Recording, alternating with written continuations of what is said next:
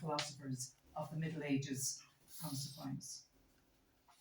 Her areas of special research include the theology of the early Irish Church and the virtue of truth-telling in a post-truth era. She's also passionate about the need for greater religious and theological literacy. So if you're here because you don't know much about theology, you've come to the right place. Please give a warm welcome to Dr. Fáinche Ryan.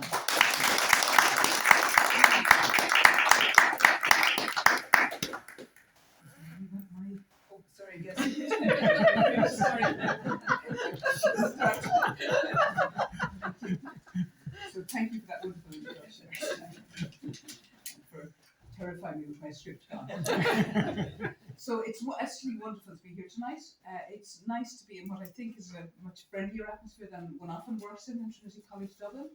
It's nice to be with people who I think most of us probably believe in God and the Trinitarian God. So it's a nice place to be in. It's a nice gathering. It's a wonderful evening. And it's a wonderful opportunity for me to speak about something about which I am passionate about. It's theology and the study of theology and the concern that we don't have enough people studying theology and that we haven't really addressed it. And we began this sinful pathway without addressing a prior need, I think, of people being theologically literate. So I'm fortunate in that I'm just back from a couple of weeks in Freiburg in Switzerland, where I was studying this guy. His name is Dr Demar. Very few people have heard of him. He died in his 50s, but he was just really flourishing as a theologian. And the reason I came to him was through Thomas Aquinas. So Thomas Demar has written 2 essays on theology and Christian living and theology in life, and I thought this was a good opportunity for my first time to really speak publicly about him a little bit. This quote is from him. "Is not God the great mystery, our great concern, and whom we must seek to penetrate insofar as we are able? God, God's self, the beginning and end of all creatures, the beginning and end of the world and of humanity. Is not God the love who renders our understanding more penetrating, and the understanding of whom renders our love more ardent?" Now, I should explain, that is my translation from French, so I hope it's okay, we won't check. But I thought it was a powerful quotation when I read it. In this little essay he wrote in the 50s. And I often come to these things from the 50s, or the 1850s, or the 1400s, or the 800s. I say, why did they disappear? Why don't we hear about them more often? What's wrong with our rich tradition? So these, I say, are the words of a French theologian of the last century, Thomas Demar.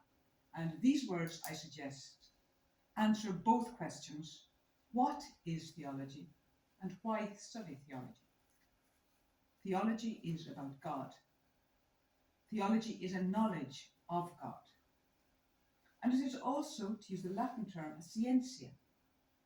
It's like all the other scientias we've studied in primary school, in secondary school, some of us went to university, or at least only through reading books. It's a form of knowledge, a form of learning. It's like doing maths, or English, or history. But it's also very different. Theology is distinct, because theology is essentially connected to faith. It's rooted in God. Without faith, it is my argument that there is no theology. Now, increasingly today, I encounter people who will say they're doing theology, but they have no faith, and you mustn't have faith because you've got to be neutral. My argument is that there's no such thing as neutrality in any discipline anyway, and let alone in theology. So I think it's easier to say where you stand, and then you can engage with others. So the faith we speak of in Christian theology rests on what God has said over the long history of revelation. Because God spoke in creation, and God continues to speak to us. God spoke to us through the prophets and speaks to us today through the various prophets. God spoke to us most profoundly, I suppose, through the incarnation. And so we Christians proclaim that we believe in one God, one all-powerful creator God, a God who orders the heavens and the earth. We say we believe in Jesus Christ, who was born of Mary. We believe in the Holy Spirit and all the other things that we proclaim when we say the Creed, either the Apostles' Creed or the Nicene Creed at Mass. And while our faith says that we must say yes to these truths, realizing, aware that these truths envelop a mystery. We cannot stop there. We should not stop there. As rational, thinking human beings, we are impelled, I think, to penetrate, to better penetrate these words that we proclaim, moving always towards a better knowledge, towards a deeper faith, and a more profound understanding. And in this, I'm saying we are simply responding to what or who we are as creatures. We are creatures gifted with intelligence, seeking to know better that which we proclaim we believe. I think too often we have spent time proclaiming, but we can't answer the question of the why or the what we believe. We can say the words, but we can't go further. But it's only by penetrating these mysteries that we become mature in our faith, that we become adult Christians. Many of us are left at a childhood level of Christianity, First Communion level perhaps. So as an academic discipline, theology involves much thought, lots of reading, deep questioning. And I will say that one finds oneself often hanging on by one's fingernails to one's faith. No matter how intellectual an activity theology may be, especially professional theology in the university, theology remains distinct from the other sciences. Sciences in the understanding that there was in the medieval a form of knowledge, scientia, because of this dependence on revealed truth and on faith. This is why within the tradition, theology is often termed sacra doctrina. It's a holy teaching. Sacra doctrina is sacra theology. It's a holy teaching, it's a holy theology. It is linked to God. This theology is based on revelation, based on revealed truth, and it is a scientia. It's a discipline which takes God seriously, and all things as they pertain to God very seriously as the core of their study. So you look at the flowers and you think of God. You look at the sea, you think of God. You look at the beauty of a baby, you think of God. But you also have to look at the war, the figure that's broken, and think of God and see what is God saying in this situation. Or the greatly disabled person, what is going on here? Old people, young people. This is God everywhere. And we then can study them. Now, traditionally, one speaks often of dogmatic theology, and dogmatic theology is the theology which develops thinking on things such as God as Trinity, the incarnation, Jesus becoming flesh. It's the type of theology that brought us to the creeds of the early councils. It's the type of theology that enabled us later on to begin to speak of sacraments. It's the type of theology that is developing and being learned all the time. And then there's the theology that has come to be called moral theology, which is about how people live. Now, my argument, and I was delighted to find that Thomas Demar is making a similar argument, it's a problem when we divide up the two. They must be linked. Thomas Demar would say that for the first 1,000 years it was all about dogmatic theology, and then it changed to moral theology. Now, I would say it's not quite that clear, but we have developed huge problems in that our church very often today becomes a church of moral theology, telling us how we should live. But we've lost the teachings. And when you lose the teaching in God, then your moral theology quickly slips and it can become a theological anthropology, and then it become a theological ethics, and then it becomes ethics. And God is God. So the challenge is, as theologians and as people of faith, to keep the two together. Not simply just to do as we're told, but to ask the questions, to wonder, and link everything back to this understanding of God, God as Trinity, and the whole story of Revelation. So, if we focus just on the dogmatic theology, as has often happened, we end up with a type of manual or catechetical theology. We go down rabbit holes. We've got teachings and we've got answers to questions, and we've got lots of stuff about methods. All this is very important, but not if it's isolated from human living. Theology must be about God or revealing God, but revelation needs interpretation. The revelation, God has revealed God's self, but we have to understand that revelation. We say that God spoke definitively in the incarnation in Jesus Christ, but just because we say God spoke definitively or finally with this great big word of Jesus Christ, doesn't mean we understand what God was saying with the incarnation.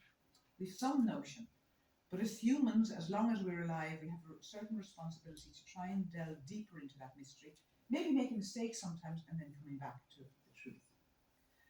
So theology is a discipline that I've said continues to develop and deepen. It's not comfortable with full stops. Theologians speak of a deepening understanding of the deposit of faith. And that's regularly said by many theologians over the years. Karl Rahner, the German theologian, said it in the last century. John the 23rd said it before, in some document before Vatican I, his first document. He said it basically it's about asking questions. It was said in Vatican II, before Vatican II, it was said in Vatican II, and it needs to be said all the time, because too often we're sort of told, full stop, that's the end of it. But that's not theology, and that's not God. But many people say to me, why do you bother with all this? It's all very heavy work. It's all very hard, and it's boring. Is it not enough just to say my prayers, maybe go to Mass, to pray in community, pray on my own select group who think like me, people who believe in the same God that I believe in? But to return again to our quote at the beginning. Is not God the love who renders our understanding more penetrating, and the understanding of whom renders our love more ardent? If you like, that's dogmatic and moral theology put together. God loves us. God loved us first. God loved us into being. We love because God first loved us, as we read in the New Testament, in 1 John. The more we understand this, the more we understand God. The more we understand what we might call the godness of God. And the more we understand God, the more we understand creation. And if we'd understood God a little bit better, we wouldn't have this current concern with the green movement. We wouldn't have this global overheating, because we would have remembered the tight link between creation and God. The more we understand God, the more we understand other humans. The more we understand God, the more we understand ourselves and can accept our frailty, our fragility, because God loves us. So, the more our love becomes more ardent, the more our understanding becomes more penetrating. So I suggest that theology for a baptized Christian should not be an optional extra. Theology is indeed hard work, and it can be heavy, challenging, but it's never boring if it's about God.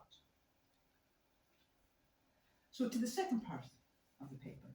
Recently, as I mentioned, I spent a few weeks doing some research in Freiburg in Switzerland. And during this time, I stayed at a Cistercian monastery called Le Magrage, and had very many interesting chats with other people who were staying in the guest house. And you get in France and in Belgium and in Switzerland, you get lots of people going to monasteries to stay there for different reasons. They're not going to necessarily make retreats and go to Mass or whatever. So this woman said to me she doesn't bother with church much anymore. And she explained why she had given up on it, really. She said, we were taught nothing. We were just to stand up, to sit down, to kneel, but we never knew why. No one told us. And you know, we are intelligent. And it struck me because that's something I've often thought about. Nous sommes intelligent. That's the monastery I stayed in. As you can see, it's got a very ancient foundation. We are intelligent. And often I think that intelligence has not been recognized by leadership in the church, but it's also not been recognized by us. That while we might be intelligent and be brain surgeons, we haven't used our intelligence in our Christian tradition, in our Christian faith. We just said, well, we've got to go to Mass, and today people don't go to Mass, and I wonder why, and so we are intelligent. And I think we have separated out our intelligence from Christian living. We've separated out theology from Christian living. Theology has become associated with ordination to priesthood, and even today, still, and with high academics. This is not good for theology. It's not good for Christians. It's not good for the church, and I think it's not good for the world we live in. Because like all aspects of life, there are various levels at which one can engage with theology. So it is important in today's world, I think, that we can all boil a kettle, that we can all boil an egg, and perhaps potatoes. It's not the case that we all need to be trained cordon bleu cooks. One might like to go for a quick swim in the water. I know a lot of people who swim through the winter now, but they only do 2 or 3 strokes, and that's all they ever do, and then they're out. Then you have other people, I mean, I know it's great, but I'm just using this as an example. Then we have people who train for the Olympics, or for cross-channel swimming. And as we live in an island, I think it can be argued it's important for all to be given the opportunity to learn how to swim. But not everybody needs to go to the Olympics. I grew up in Tralee, County Kerry, and I come back to that again, and there's a sports complex very near us, and I remember when it was opened. And one of the first things the sports complex did, it was very exciting, the swimming pool in Tralee. They started swimming classes for the fishermen from Dingle and back west. And they offered to bus them in for free and give them free lessons. Now, lots of them didn't take up the opportunity. I remember it was a hot topic of debate, because as you know, lots of fishermen back then especially didn't want to learn how to swim. But all of them were given the choice and the opportunity to learn a few strokes, to learn how to swim a length of the pool. Their swimming intelligence was acknowledged. They were bussed in from Dingle and given swimming lessons. And all of this was provided freely.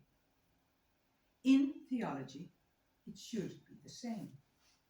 All baptized Christians should be provided opportunities for theological study in an easily accessible manner, at whatever level they're at. The basics in particular should be easily and freely available for all the baptized. We are intelligent. This needs to be respected by ourselves and by the wider church community.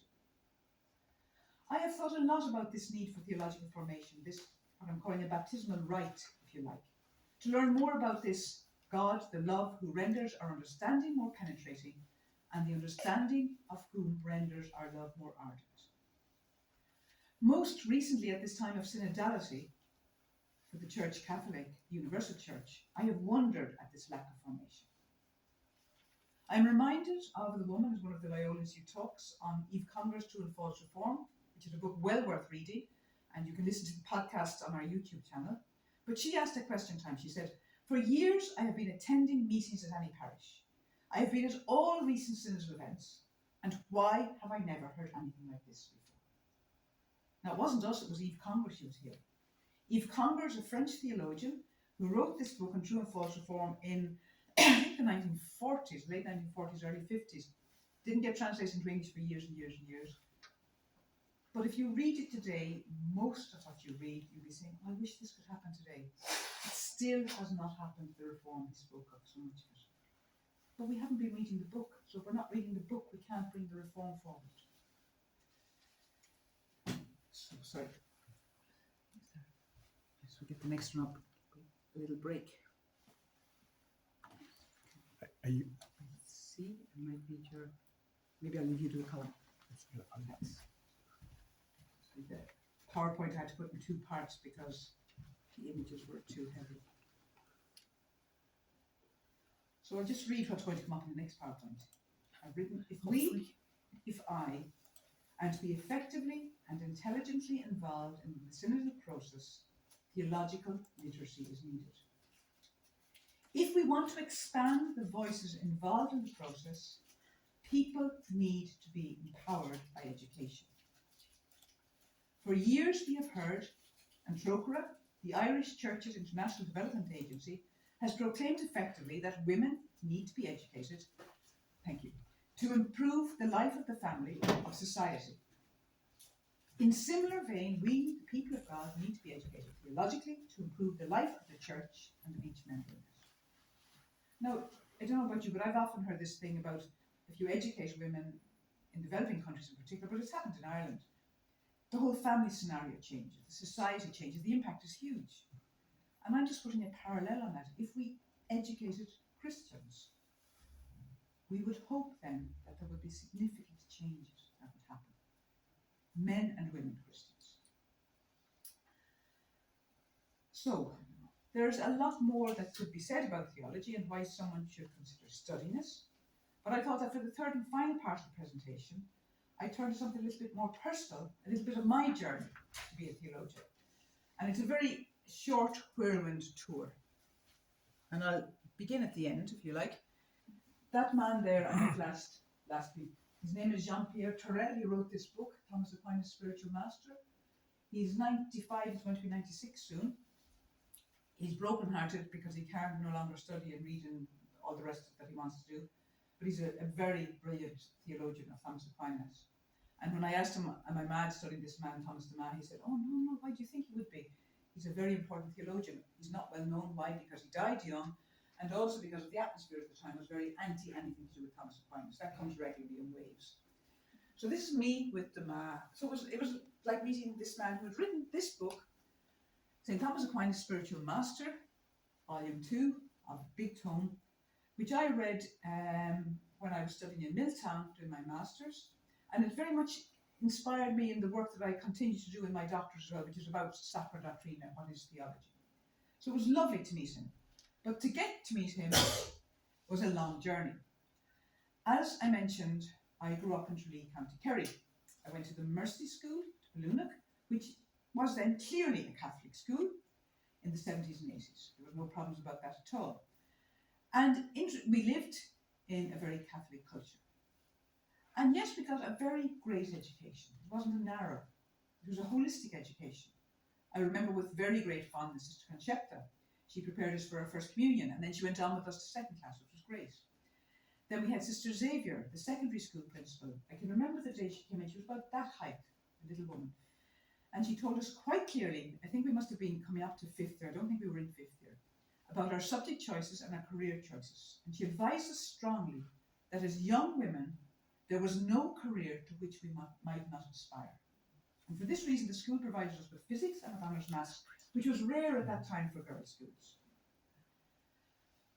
So no career to which we might not aspire. And yet to me, although having an interest in godly things, I didn't think I could go to Maynooth to study theology. Now, my brother at this stage was in the seminary, and I enjoyed conversations with him about his study. And his career path was clear. But for me to do theology was at that stage a pathway to nowhere. It wasn't something you'd even think about, really. Not down in Kerry anyway, really. So I became a teacher of science and physical education, which was great. I taught for a few years in Clifton, County Galway. Took a career break. I wanted to experience a wider world than the world of Ireland. So I spent a year teaching China in English. And when I arrived in Hong Kong, I met Nora Mary, and she looked after us very well for the year. So it was wonderful to see her here again tonight. So she spent a long time in China, I just spent the year. And some of my best friends there were Somalian Muslims who asked me lots of questions about my faith, and Chinese students who had even more penetrating questions. And I quickly realised how challenged I was to give an account for the hope that was within me. I couldn't really answer their questions except at a very basic level. Then I came back to Ireland. I spent a year with the Simon community in Dublin, and there questions of faith and church and poverty bombarded my thinking. And very often the church did not come out too well in my thinking and the answers I gave to the questions. So I was moving further from the church, if you like. I had more years left, so off I went to Namibia to a teacher training college where the Irish Capuchins came to the forefront, and they were subjected to my arguments against God, against the church, and against the patriarchy of the church. At one stage, a mild suggestion was made that maybe when I went back to Ireland, I might try to do some theology. So back I come to Ireland, and there's one more year of that 5-year career break or sabbatical available to me. So will I go back to Clifton, keep the year for another time? Will I do another year of voluntary work in Dublin? Theology, couldn't even think about it. And then out of the blue came an opportunity to study theology at the Kimmage Mission Institute. I don't know if any of you are familiar with it. Yeah. It was a fantastic year. I went for 1 year. It was perfect for me. In my class, we had people from all over the world. We had 4 women, and the rest were all guys. We had students from Africa, from Asia, from Latin America. It was a real bubble of Catholicity. And after a week, I decided a year was not enough. And I went to Vincent McNamara, who many of you will know. He was present at that time, and I said, Vincent, could I stay a bit longer? So Vincent was very accommodating. And so I continued to a degree. The theology bug had really grabbed me. I was finding out all these wonderful things that in my mind they had kept from me. I knew it was there, this treasure. And there was nothing in Kimmage Manor that could not be discussed. I remember one discussion on polygamy, and arguments in favour of polygamy being made by fellow students, seminarians, who were children of the first, second or third wife. there was an awful lot for me to think about. But perhaps the most sobering and impactful discussion that I remember happened in the very first week. One of the lecturers posed the question to all of us, why are you here? Why are you studying theology? To which a number of students responded, well, I need it for ordination. I am studying theology because I need it for ordination. Not so that I might better penetrate God, the great mystery, our great concern, God, the beginning and end of all, God, the love who renders our understanding more penetrating, and the understanding of whom renders our love more ardent. That statement, I'm studying theology because I need it for ordination, stayed with me, and for me it indicates one of the radical, deep-rooted wounds impeding the flourishing of the Christian community. This separation of love or vocation from knowledge, the stifling of the process of maturing into the adulthood of one's faith. This lack of love of theology for someone going for ordination is something I will never recover from, I think. But I think it's sad, because if there isn't a love of theology on those who are gifted with leadership within our communities, how is it going to transfer on to the rest of us? And all sorts of things go with that. Then a fear of people who've done theology, a fear of change, a fear of learning. So it's hugely rich. So therefore we need to relook and make sure our theology is interesting and it does grab people. And so to some final thoughts. Why should one study theology? I think it is important for each of us to interrogate our faith, to interrogate our beliefs and our practices, to become as educated in our very rich tradition of Catholic Christianity as we are in so many other areas. It's important to learn more about God, to penetrate the mystery that is God, so that we might better relate to that mystery. And in other words, that we might be more impelled to pray and to richer prayer, because prayer and theology are implicitly linked. They must not be separated. I think then that ad intra, that is within the church, within our Christian community, we need to be able to intelligently participate in true reform, Eve Converse true reform. We need to be theologically literate so we can converse wisely and effectively. We need to be confident so that we can listen to all other sides and perspectives, and maybe sometimes realize that we need further theological reflection on issues. Maybe that the tradition has a wisdom to share with us, maybe that we're not always correct in our thinking. Ad extra, that is in the wider society, we need to be able to robustly engage with friends, family, media, politicians about matters of faith, about legislation, about questions of human dignity, about a proper response to the refugee crisis. It's really lacking as a Christian response or a Catholic response from the refugee crisis at the moment in the media. We're lacking that hugely. We need to be able to have responses to these from an informed Christian perspective. But we need to be able to put forward our perspective, but not expect it to be followed necessarily. Just listen that it can go into the form of everybody else's perspectives from different areas. And last but not least, if it is our hope to spend eternal life with God, it would be helpful, I think, to spend some time now getting to know this God, the great mystery, the beginning and end of all creatures, of the world, of humanity, the love who renders our understanding more penetrating, and the understanding of whom renders our love more ardent. Thank you very much.